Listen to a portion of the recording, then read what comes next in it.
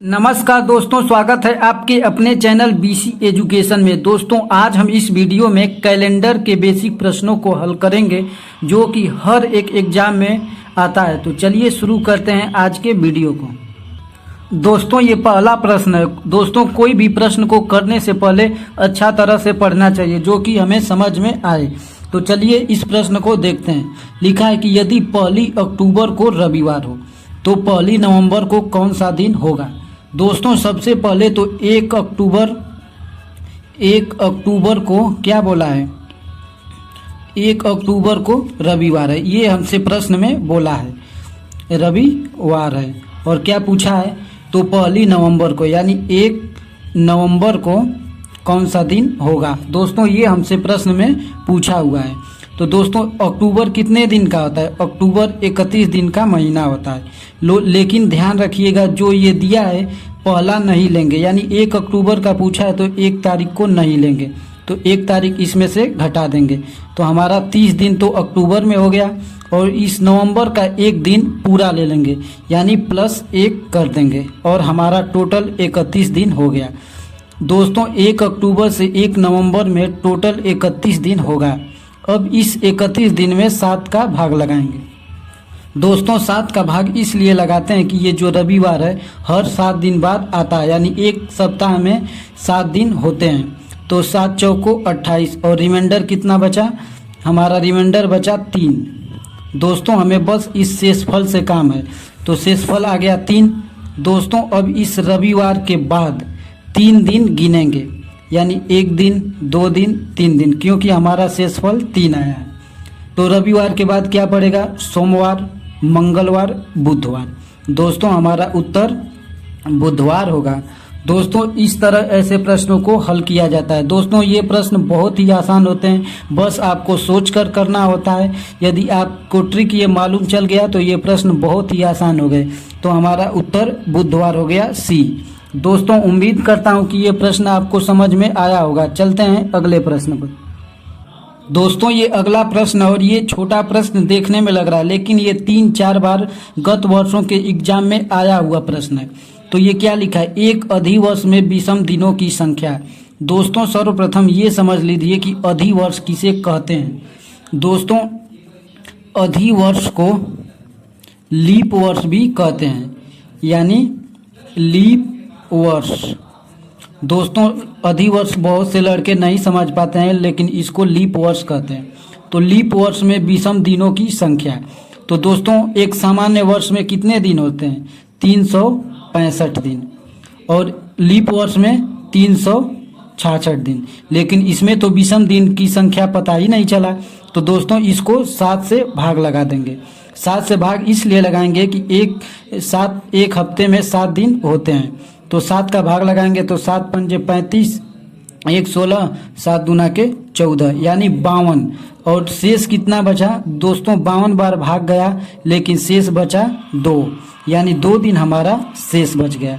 यानी एक लीप वर्ष में विषम दिनों की संख्या कितना होता है, 2 होता है। तो हमारा उत्तर बी हो गया।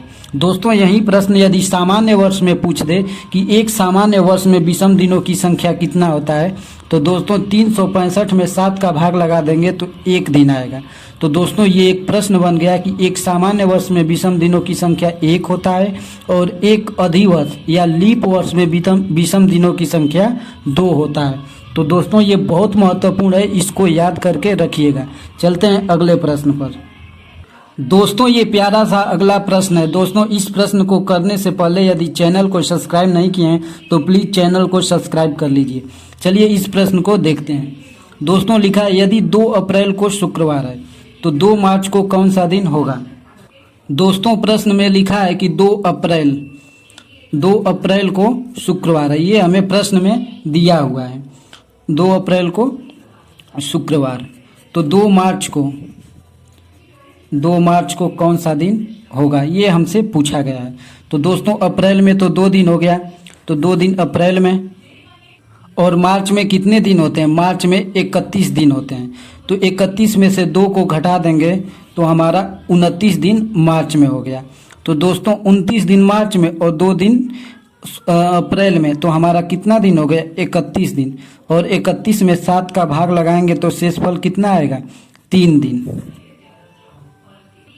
दोस्तों इस 3 दिन को शुक्रवार में से घटाएंगे, यानी यहाँ पर शुक्रवार है तो इधर लिखेंगे, यानी 1 दिन, 2 दिन, 3 दिन। दोस्तों इधर क्यों लिखेंगे? क्योंकि ये अप्रैल बाद वाला महीना है और पहले वाले महीना का पूछा है। तो दोस्तों बाद वाला महीना देकर और पहले वाले का पूछेगा तो जो यहाँ पर दिन रहेगा इसमें से घटाएंगे। और यदि दोस्तों पहले वाला महीना देकर और बाद वाला पूछे तो इसमें प्लस करेंगे। इन 2 बातों का आप ध्यान रखिएगा।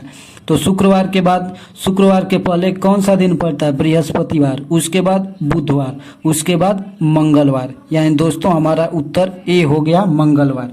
दोस्तों इस बात का फिर एक बार ध्यान रखिएगा कि ये पहले वाला महीना देकर यानी पहले वाली तारीख देकर और बाद वाली तारीख का पूछेगा तो हमें प्लस करना होगा, और पहले वाले तारीख का देकर बाद वाली तारीख का देकर पहले वाले का देगा तो माइनस करेंगे। दोस्तों इस बात का विशेष ध्यान रखिएगा। चलते हैं अगले प्रश्न पर।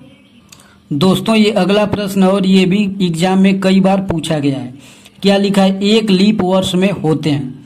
तो दोस्तों 1 लीप वर्ष में, लीप वर्ष या अधिवर्ष, अभी दोस्तों पिछले प्रश्नों में हम बताया कि लीप वर्ष को अधिवर्ष भी कहते हैं।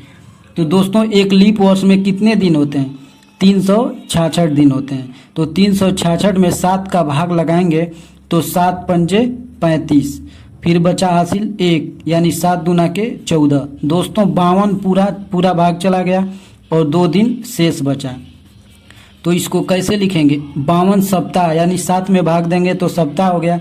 52 सप्ताह 2 दिन। तो दोस्तों हमारा उत्तर सी हो जाएगा। दोस्तों सी इसलिए होगा कि लीप वर्ष में 366 दिन होते हैं और 7 का भाग लगाएंगे तो 52 सप्ताह आ गया और 2 दिन शेष बचा। तो हमारा उत्तर 52 सप्ताह 2 दिन हो गया। दोस्तों यही लीप वर्ष में क्या, सामान्य वर्ष में क्या होता है कि सामान्य वर्ष में 365 का भाग लगाते हैं 7 में, तो हमारा 52 सप्ताह तो आता है लेकिन 1 दिन आएगा। तो दोस्तों ये इस बात का ध्यान रखिएगा कि एक सामान्य वर्ष में 52 सप्ताह 1 दिन होता है और एक लीप वर्ष में 52 सप्ताह 2 दिन होता है। तो चलते हैं अगले प्रश्न पर। दोस्तों इस प्रश्न में पूछा है कि निम्नलिखित में से कौन लीप ईयर है। दोस्तों ये प्रश्न बहुत ही आसान है लेकिन एग्जाम में बार बार आता है, इसको आप बढ़िया इन प्रश्नों को देखिए। दोस्तों लिखा है कि लीप वर्ष। दोस्तों लीप वर्ष होता क्या है? जब किसी वर्ष में 4 का भाग लगाते हैं तो 4 का भाग पूरी तरह से जिस वर्ष में चला जाएगा उसी को लीप वर्ष कहते हैं। दोस्तों एक बार फिर अच्छा से सुनिए, जिस वर्ष में 4 का भाग लगाएंगे यदि भाग पूरी चला जाएगा तो उसी को लीप वर्ष कहते हैं। दोस्तों जिसमें नहीं जाएगा उसे लीप वर्ष नहीं कहेंगे। तो ये 82 है, 82 में 4 का भाग देंगे तो नहीं जाएगा, शेष 2 बच जाएगा। लेकिन ये 04 में 4 का भाग लगाएंगे तो ये चला जाएगा, यानी लीप वर्ष हमारा यही हो गया। अब 45 में भाग लगाएंगे 4 का तो नहीं जाएगा, 78 में भी भाग लगाएंगे तो नहीं जाएगा, यानी हमारा उत्तर 1704 हो गया। दोस्तों इस बात का हमेशा ध्यान रखिएगा। दोस्तों यदि प्रश्न समझ में आया होगा तो प्लीज़ चैनल को सब्सक्राइब कीजिएगा। चलते हैं अगले प्रश्न पर। दोस्तों ये अगला प्रश्न और लिखा है कि एक वर्ष में कितने महीनों में 30 दिन होते हैं। दोस्तों ये आरआरसी ग्रुप डी 2018 में ये प्रश्न पूछा गया था।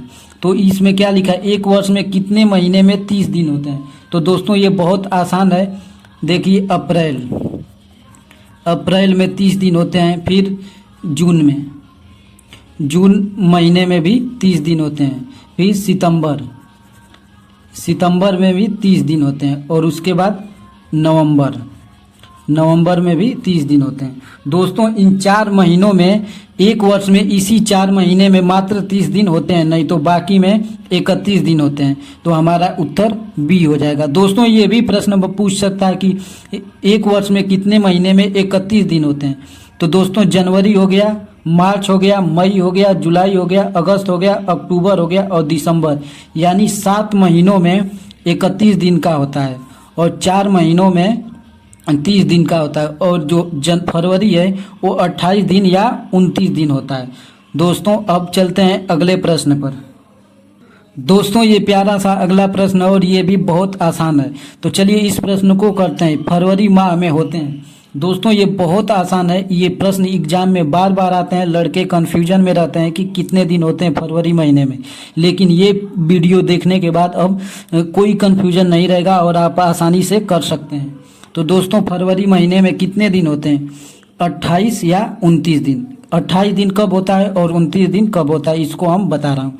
दोस्तों यदि सामान्य वर्ष है हमारा, सामान्य वर्ष में फरवरी 28 दिन का होता है।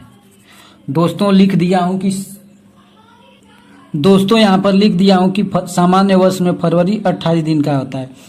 और लीप वर्ष या अधिवर्ष में फरवरी 29 दिन का होता है। फरवरी 29 दिन का होता है। दोस्तों इस बात का हमेशा ध्यान रखिएगा, इस पे प्रश्न भी बहुत आते हैं, तो इन दोनों बात को हमेशा ध्यान रखिएगा। दोस्तों उम्मीद करता हूँ कि ये प्रश्न आपको समझ में आया होगा। आज के लिए इतना ही। यदि चैनल को सब्सक्राइब नहीं किए हैं तो प्लीज़ चैनल को सब्सक्राइब कर लीजिए।